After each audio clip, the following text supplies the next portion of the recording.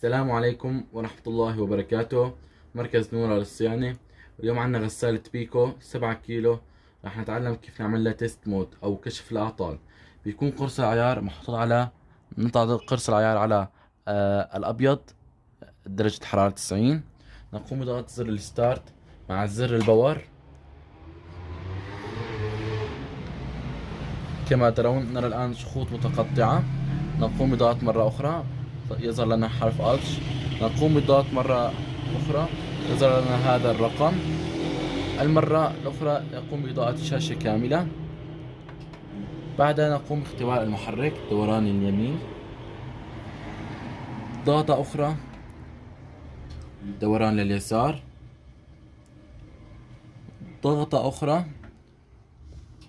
دوران سريع.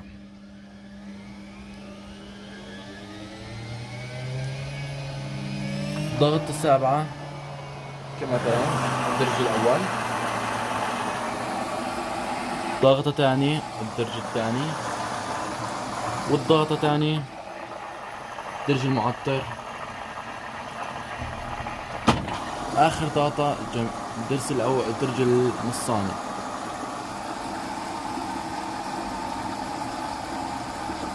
نقوم بضغط آخر ضغطة. كما ترون 3 دروج مع دوران، وكما ترون اشتغل السخان.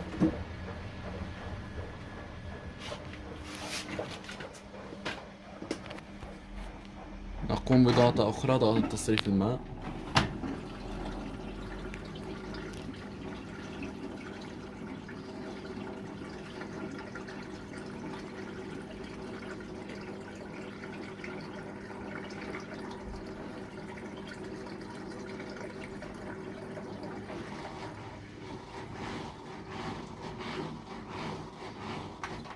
وكما ترون الآن قد نكون أتممنا تيست مود. والسلام عليكم ورحمة الله وبركاته.